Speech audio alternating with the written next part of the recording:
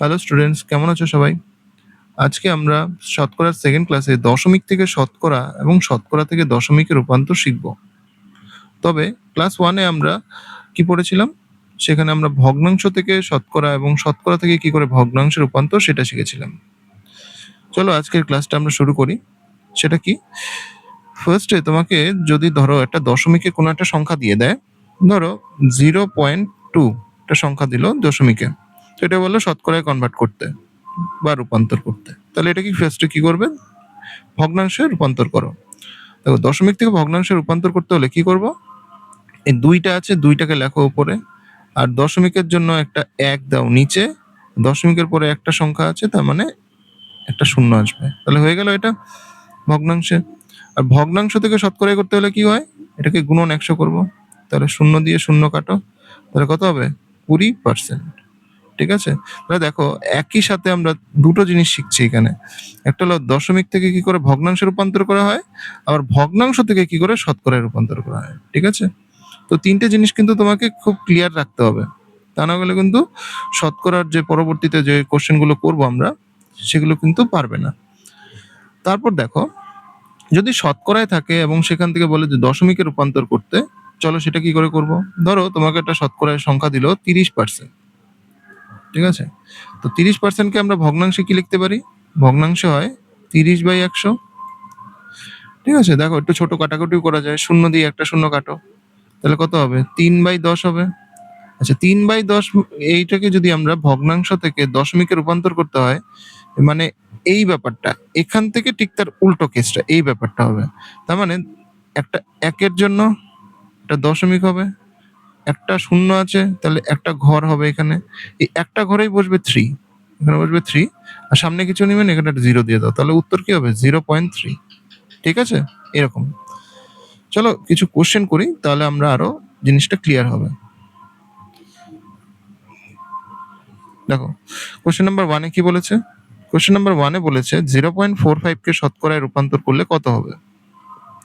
তাহলে এটা দশমিকে আছে, দশমিকে থাকলে 0.45 কে যদি আমরা ভগ্নাংশে রূপান্তর করি, কি হবে? এটা 45/100 হবে, কারণ দশমিকের জন্য একটা এক, দশমিকের পরে আছে 1 2, দুইটা ঘর, তাহলে দুটো শূন্য।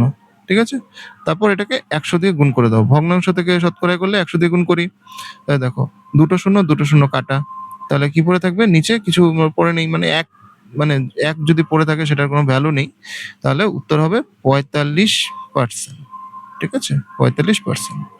তো কোনটা আছে অপশন? অপশন হবে ডি, 45%। চলো সেকেন্ড কোশ্চেনটা করি। সেকেন্ড কোশ্চেনে কি বলছে? 12.5%কে দশমিকে রূপান্তর করলে নিচের কোনটি হবে?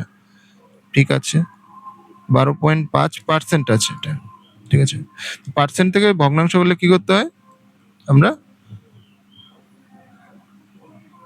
দেখো, এটা কত ছিল? 12.5কে আমরা যদি শতকরা থেকে ভগ্নাংশ করি, তাহলে নিচে 100 আসবে।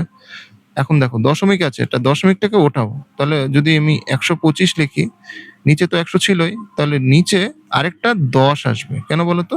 এই দশমিকের জন্য একটা এক, দশমিকের পরে একটা সংখ্যা আছে, সেজন্য একটা শূন্য। ঠিক আছে? এই জিনিসগুলো কিন্তু খুব ভালো করে ভাইটাল জিনিস, এগুলো ভালো করে বোঝার জিনিস এগুলো। তারপর দেখো, 125 নিচে কত আসলো? নিচে হলো 1000, তিনটে শূন্য না?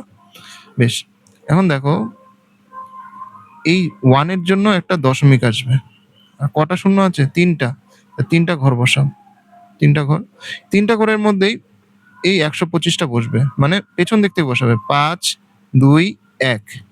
আচ্ছা, সামনে কিছু আছে? সামনে কিছু নেই, মানে একটা শূন্য দিয়ে দাও, তাহলে উত্তর হবে কত? 0.125, 0.125।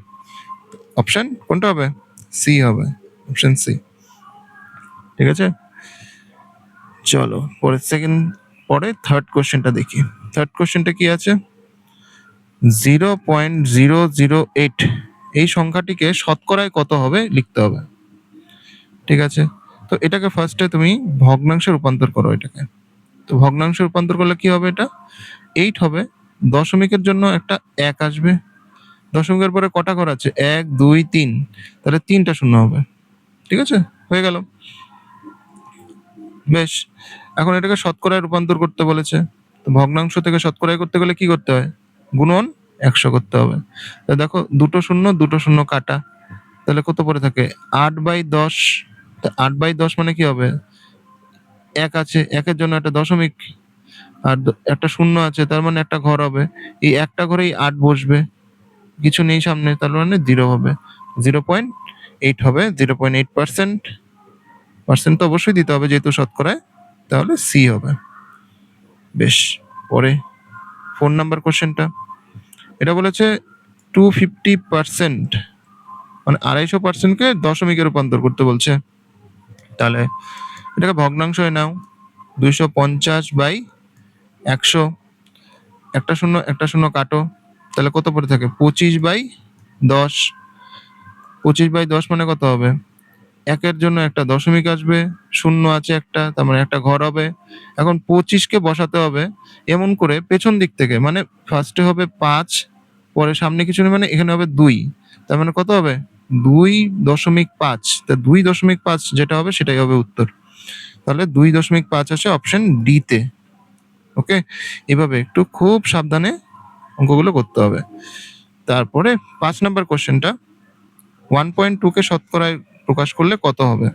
তো এটার উত্তরটা তোমরা আমাকে কমেন্ট সেকশনে জানাও, এবং যদি আমার এই কন্টেন্টগুলো তোমাদের ভালো লাগে অবশ্যই লাইক, সাবস্ক্রাইব এবং অবশ্যই কমেন্ট করবে কিন্তু। ঠিক আছে, বাই বাই।